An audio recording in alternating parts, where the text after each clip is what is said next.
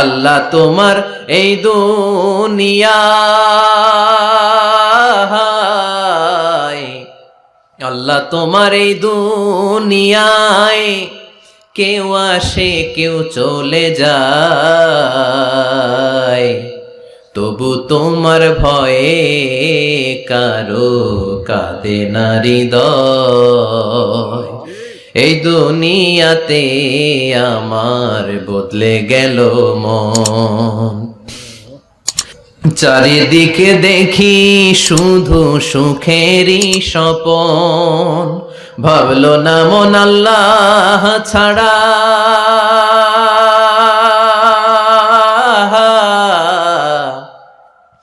ভাবলো না মন আল্লাহ ছাড়া নেই কোনো উপায়, তবু তোমার ভয়ে কারো কাঁদে না হৃদয়। ঠিক কিনা? আসে আর চলে যায়। প্রতিদিন মাইকে অ্যানাউন্স শুনি অমুক এলাকার অমুক লোক নাই, দাদা গেল, বাবা গেল, বড় ভাই গেল, আত্মীয় স্বজন গেল, আমাকেও যেতে হবে, এই চিন্তা মাথায় নাই। চিল্লা এখন ঠিক কিনা? এজন্য লাইফটা হলো one time, one chance, second কোনো চান্স আপনাকে দেয়া হবে নাকি? কাফেররা বলবে ইয়া রাব্বি আরেকটা সুযোগ দেন, লাউ আন্না লানা কাররা ইয়ানি মাররা, আল্লাহ আরেকটা সুযোগ যদি পেতাম দুনিয়াতে ভালো করে আসতাম। আল্লাহ বলবেন ইন্নাহা কালিমাতুন কাইলুহা, এটা শুধু তাদের মুখের কথা, তাদেরকে আবার সুযোগ দিলেও তারা কিচ্ছু করবে না। চিল্লা এখন ঠিক কিনা? এজন্য একটা চান্স আমরা পেয়েছি, এই দুনিয়ার ওয়ান চান্সে আমরা ভয় পাবো একজনকে। চিল্লায় বলেন তিনি কে? আল্লাহ। এজন্য যেতে আমাদেরকে হবে, এই মরণ থেকে পালানোর কোনো সুযোগ কেউ পালাতে পারে নাই। এই মরণ হলো আখিরাতের প্রবেশদ্বার। মরণ নামক পালকিতে চড়ে আমরা কবরের ভেতরে ঢুকি। মরণ হলো প্রথম পর্ব, কবর হলো দ্বিতীয় পর্ব। যেরকম ঠিক কিনা? এজন্য বিষ্ণু বললেন আল কবর রাউদাতুম মিন রিয়াদিল জান্নাহ আও হুফরাতুম মিন হুফারিন নার। কবর হলো কারো জন্য জান্নাতের বাগান, কারো জন্য জাহান্নামের গর্ত। আমরা বলি আল্লাহ আমাদের কবরটারে জান্নাতের বাগান বানাও। আর জোরে পড়েন আমিন। আবার বিষ্ণু বললেন ইন্নাল কবর আউয়াল মানজিল মিন মানাজিলিল আখিরাহ। কবর হলো আখিরাতের মানজিলগুলোর প্রথম মানজিল।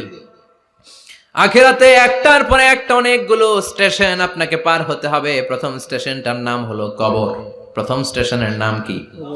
এই কবর নামক স্টেশনে যদি আপনি মাফ পেয়ে যান, সামনের সব স্টেশনগুলোতে মাফের ব্যবস্থা করবে কে? আল্লাহ। আর কবর নামক স্টেশনে যদি ধরা খেয়ে যান, আপনার মায়ের আছে না নাই? লাশটাকে যখন রাখা হয়, লাশটা চিনে কে আমারে রাখলো, কে আমাকে ধৌত করলো, কে আমারে কাফন পড়ালো। এজন্য বিষ্ণুই বলেছেন মুমূর্ষের সামনে বসে বসে পড়ো লা ইলাহা ইল্লাল্লাহু মুহাম্মাদুর রাসূলুল্লাহ। লাকিনু মাউতাকুম লা ইলাহা ইল্লাল্লাহ। মুমূর্ষের সামনে দাঁড়িয়ে দাঁড়িয়ে পড়ো লা ইলাহা ইল্লাল্লাহ।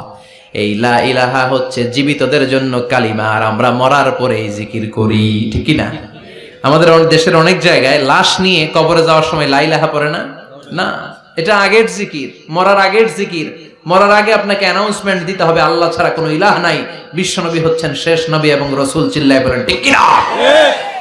লাশটাকে যখন রেখে দেয়া হয়, বিশ্বনবী যত মানুষকে কবরে রেখেছেন তারপরে দাঁড়িয়েছেন আর বলেছেন ইস্তাগফিরু লিআখিকুম, তোমার ভাইদের জন্য তোমরা দোয়া করো। ফাইন্নাহুল আনা ইউসআল, এখনই তাকে কবরে সওয়াল করা হবে। কবরে প্রশ্ন আছে না নাই?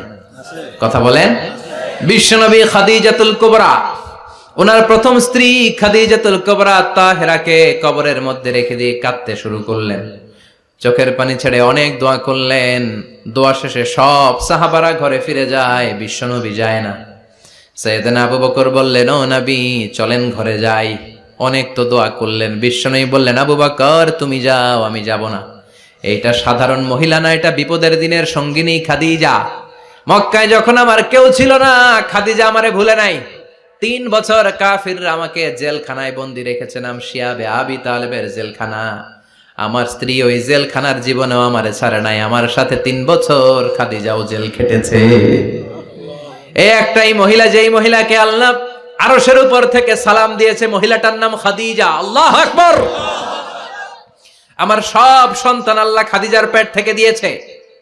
ফাতেমাতুজ জোহরা খাদিজার মেয়ে, জাইনাব খাদিজার মেয়ে, উম্মে কুলসুম খাদিজার মেয়ে, রুকাইয়া খাদিজার মেয়ে, আবুল কাসেম বিশ্বনবীর ছেলে খাদিজার ছেলে, আব্দুল্লাহ যাকে তাইয়্যিব এবং তাহের নামে আমরা চিনি, সেও খাদিজার ছেলে। সুবহানাল্লাহ।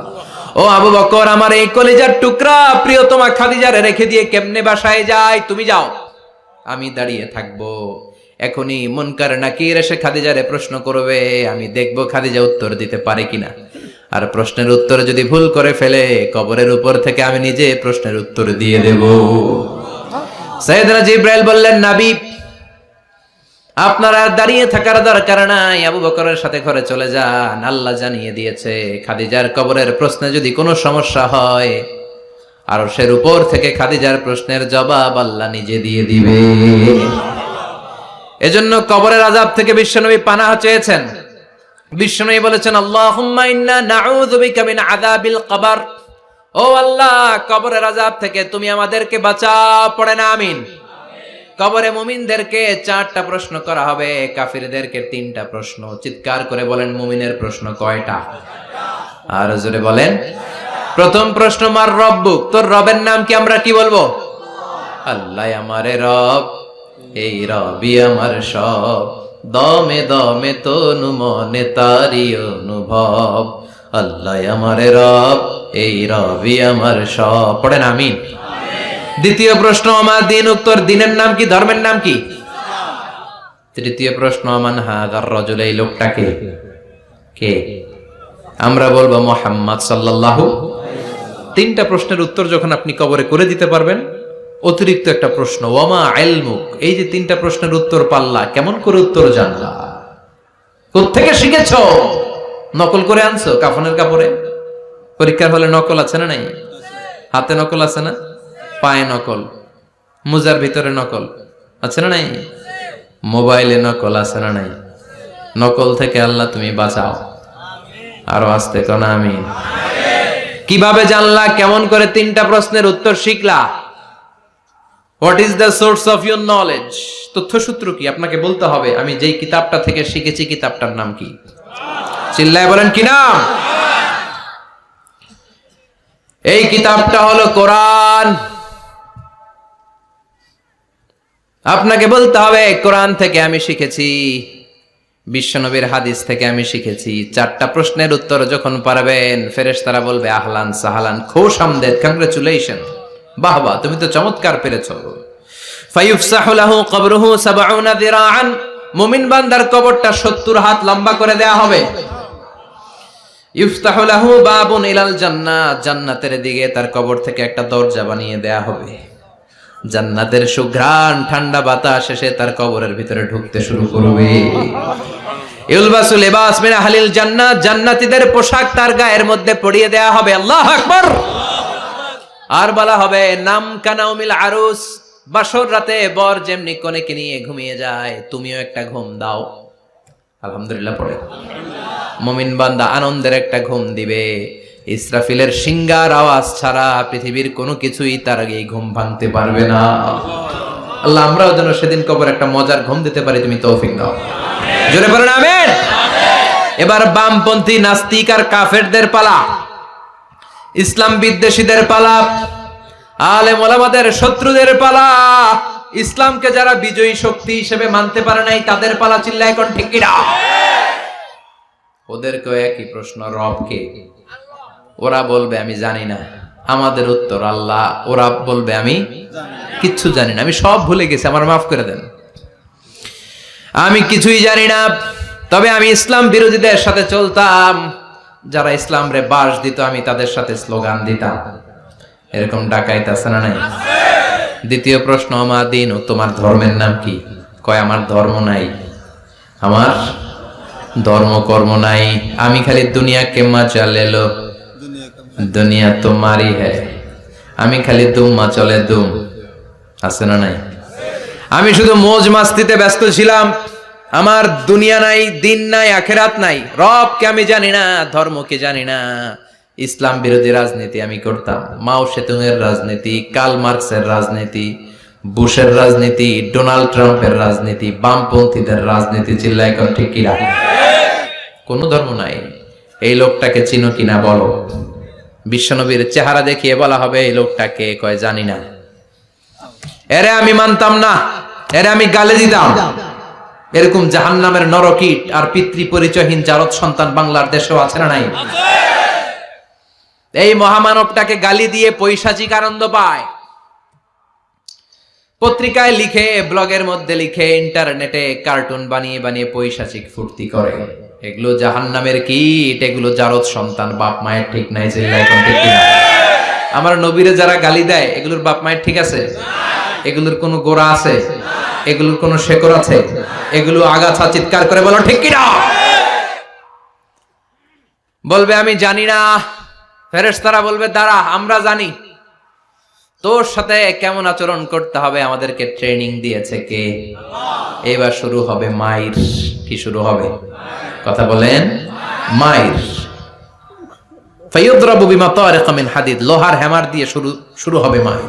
এক একটা হ্যামারের বাড়িতে মাথাটা ফেটে চূর্ণ বিচূর্ণ হয়ে যাবে, দেহটা জমিনের ভেতরে 70 গজ দেবে যাবে, ওর চিৎকারে কবরস্থানটাও থারথার করে কাঁপবে।